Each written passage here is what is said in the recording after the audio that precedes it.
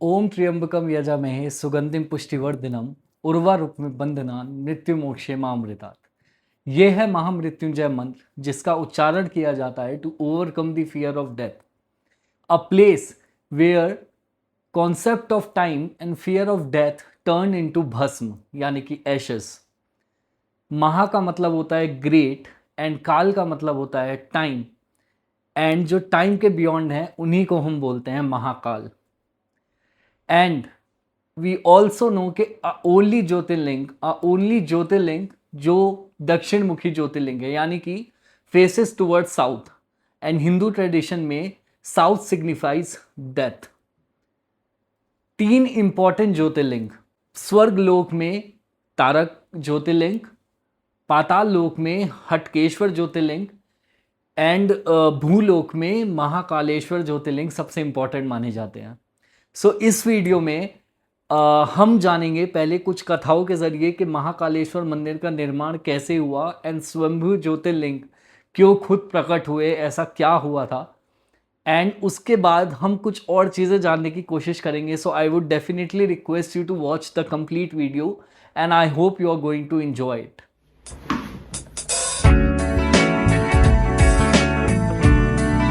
So hello everyone, my name is Ishan Rai and welcome back to my channel. I am tired and आज जो मैं video बना रहा हूँ वो है 12 ज्योतिर्लिंग में से जो थर्ड स्थान पे आता है महाकालेश्वर ज्योतिर्लिंग। एंड मैं बहुत टाइम से इस पे वीडियो बनाने की कोशिश कर रहा था, एंड जितनी भी रिसोर्सेज या जितनी भी चीज़ें मैं इस वीडियो में बोलूँगा they are based on some resources, obviously Wikipedia, YouTubes, but एक बुक है जो मैं डेफिनेटली रीड करता हूँ जिसका नाम है the jyotirlingas tales of the 12 shrines by Samita Reddy. So I definitely page the link in the description if you want to read it. But आप फ्री में मेरी वीडियो तो ऑब्वियसली देख ही सकते हो, सो रिक्वेस्ट करूँगा वीडियो पूरी देखना। एंड सबसे पहले मैं बात करना चाहूँगा उस कहानी या उस कथा की जो हमें सीधा मंदिर से जोड़ती है, एंड ऐसा कौन सा रीज़न था जिसकी वजह से महादेव को स्वयं प्रकट होना पड़ा, एंड उसके बाद ही महाकालेश्वर मंदिर का निर्माण हुआ। तो स्टोरी शुरू होती है राजा चंद्रसेन से, जिनका एक किंगडम था एंड वो महादेव के बहुत बड़े भक्त थे। एंड उनकी भक्ति इतनी थी कि वो थोड़े से विचलित इस वजह से होते थे कि कहीं राजपाट के काम की वजह से उनकी भक्ति में कोई कमी ना रह जाए। बट जो राजा चंद्रसेन थे उनके एक दोस्त थे जो महादेव के एक गढ़ भी माने जाते हैं, जिनका नाम था मणिभद्र। सो उनके पास एक जेम स्टोन था, यानी कि एक basically you can say a magic stone था जो जिस भी चीज़ को टच करता था that can turn into gold. So Manibhadra ने, एंड बेसिकली वो gem stone was for health, wealth and prosperity, and definitely वो आपको लाइफ में तो ग्रोथ देगा ही।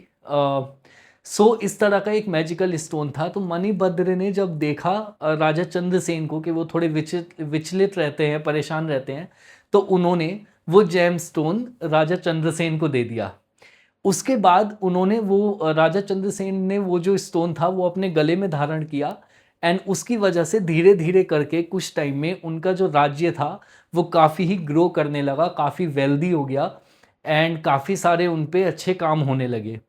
सो ये देखकर अदर जो किंगडम्स थे वो काफ़ी जेलस हुए, क्योंकि ऑब्वियसली आजकल की दुनिया में भी आप देखते हो छोटी सी ग्रोथ किसी को मिल जाती है तो लोग एक दूसरे से चिढ़ने लगते हैं। बट ये तो राजा चंद्रसेन थे जिनके पास मैजिकल जेमस्टोन था, तो ऑब्वियसली लोग क्यों नहीं चिढ़ेंगे। तो अदर किंगडम्स में जो मेन थे वो थे रिपुदमना एंड सिंहादित्य, जो अदर किंगडम्स के राजा थे, एंड जिन्होंने प्लान करा था कि हम राजा चंद्रसेन के किंगडम पे अटैक करेंगे एंड उनसे वो मणि किसी भी तरह ले लेंगे। मणि मतलब वही जेमस्टोन। तो राजा चंद्रसेन को जब ये बात पता चली तो उन्होंने सोचा कि वो मेडिटेशन करेंगे, वो स्पिरिचुअली महादेव से कनेक्ट होंगे rather than going and preparing for a war. उन्होंने सोचा कि मैं जंगल जाके पूजा करूंगा एंड महादेव की भक्ति में ध्यान लगाऊंगा, क्योंकि अगर मुझे कोई इन परेशानियों से बचा सकते हैं तो वो स्वयं महादेव हैं। तो ये तो एक पार्ट था इस स्टोरी का। सेकंड पार्ट ये था कि वहीं दूसरी तरफ एक दूषण नाम का असुर रत्ना हिल्स पे मेडिटेशन कर रहा था, एंड वो भी ब्रह्मदेव का बहुत बड़ा भक्त था, ब्रह्मा जी का। एंड उसने बहुत सालों तक तपस्या करी एंड एक वरदान लिया ब्रह्मा जी से, जो कि था कि उसे सबसे ज़्यादा पावरफुल बना दिया जाए। अब असुर वृत्ति का आदमी क्या करता है, वो स्पिरिचुअल लोगों से बहुत ज़्यादा परेशान होने लगता है, राइट। तो जब ये पावर दूषण के पास आ गई तो वो भी मंदिर वगैरह डिस्ट्रॉय करने लगा एंड जितने भी स्पिरिचुअल लोग रहते थे उज्जैन में, अवंतिकापुरी में उस टाइम पे, उन लोगों को मारने लगा एंड किसी को भी पूजा पाठ नहीं करने दे रहा था। तो जब राजा चंद्रसेन जंगल में चले गए एंड जो उनका किंगडम था उस पर अटैक हो गया एंड दूषण भी लोगों को मारने लगा, तो एक विडो औरत एंड उनका 5 साल का बच्चा भी जंगल की तरफ भागे। तो जब उस बच्चे का नाम श्रीकर था, जब उस बच्चे ने राजा चंद्रसेन को पूजा पाठ करते हुए देखा तो वो उनकी पूजा या भक्ति से काफ़ी इंप्रेस हुआ एंड उसने भी सोचा कि मैं भी महादेव की पूजा करूँगा।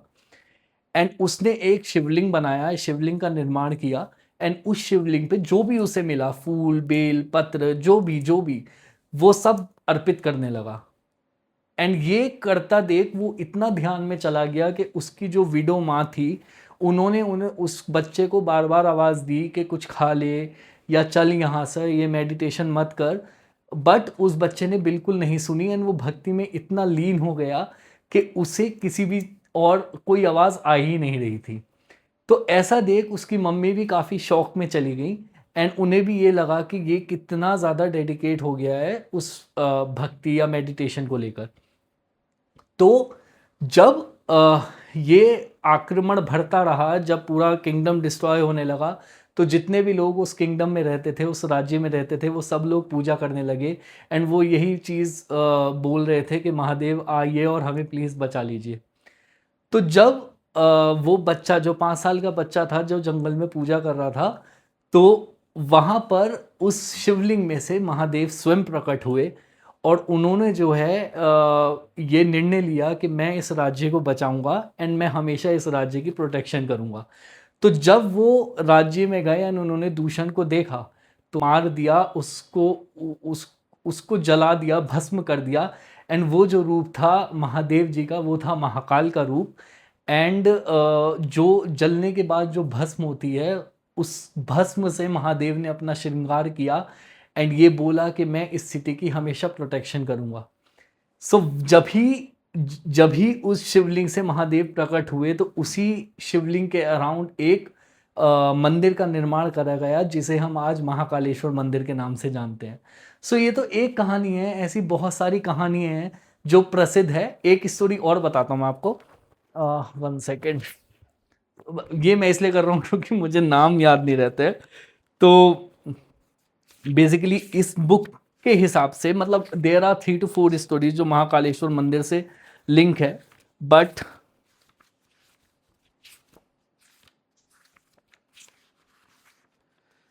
यस, सो बेसिकली एक ब्राह्मण रहते थे अवंतिकापुरी में कुछ टाइम पहले। तो उनके 4 बच्चे थे जिनका नाम था देवाप्रिया, मेधाप्रिया, सुकृत एंड धर्मा बहू। तो ये जो 4 बच्चे थे ये भी बहुत डेडिकेटेड थे या स्पिरिचुअल थे महादेव के प्रति एंड ये भी हमेशा पूजा पाठ करते थे। एंड जब दूषण ने आक्रमण किया तो इन चारों भाइयों ने महादेव की पूजा करके महादेव को इतना प्रसन्न कर दिया कि वो दूषण के आक्रमण से बचाने स्वयं प्रकट हुए एक स्वयंभू रूप में एंड उन्होंने दूषण का संहार किया एंड उस मतलब दूषण को मार गिराया एंड उसके भस्म से अपने शरीर का श्रृंगार किया एंड तब से भस्म आरती भी प्रसिद्ध है। तो आज भी अगर आप महाकालेश्वर मंदिर के बारे में जानना शुरू करोगे तो सबसे पहले आपको भस्म आरती ही के बारे में पता चलेगा। एंड एशियन टाइम पे या काफ़ी टाइम पहले भी जो भस्म आरती है वो ह्यूमन के एशेज से ही होती थी। मतलब शमशान में जब अग्नि दी जाती है किसी भी देह को, तो उसके बाद जो राख होती है, जो एशेज होती है, उससे आरती की जाती थी शिवलिंग की। सो महाकालेश्वर मंदिर में जितना मैंने पढ़ा है उसकी एनर्जी काफ़ी स्ट्रॉन्ग होती है। एंड अगर आपको कभी भी मौका मिलता है, वैसे तो मौका मिलने वाला कुछ नहीं होता है, जब महादेव का बुलावा होगा आप तभी जा पाओगे। तो एंड अभी ये वीडियो यहीं पे स्टॉप नहीं हुई है बिकॉज मैं कोशिश करता हूँ 10 मिनट की वीडियो बनाऊँ। तो ये तो एक छोटी सी स्टोरी थी जो मैंने आपको महाकालेश्वर मंदिर की बताई है। तो राजा चंद्रसेन की स्टोरी या दूषण की कहानी जिसने ब्रह्मा जी से वरदान लेके आक्रमण कर दिया था एंड महादेव ने स्वयं प्रकट होकर उसका नाश किया। ये तो एक छोटी सी कहानी थी, बट उज्जैन के बारे में काफ़ी और कहानियाँ हैं जो प्रसिद्ध है एंड काफ़ी सारी चीज़ें हैं। जैसे अगर मैं साइंटिफिकली बात करूँ तो उज्जैन का जो ज्योग्राफिकल लोकेशन है that is very unique, that I will tell you in the next video. And और भी जीवा जी ऑब्जर्वेटरी है जो ओपन हुई थी बिकॉज ऑफ दिस ओनली, या उज्जैन को क्यों ग्रीनविच ऑफ इंडिया बोला जाता है। तो ऐसी बहुत सारी चीज़ें हैं जो हम नेक्स्ट वीडियो में डिस्कस करेंगे। बट आई होप ये जितनी भी चीज़ मैंने आपको बताई है, आई hope you definitely liked it and you watched the complete video. I tried my level best and I will be trying more and more and more to make my next video more in detail. So thank you so much for giving your valuable time, guys. So signing off.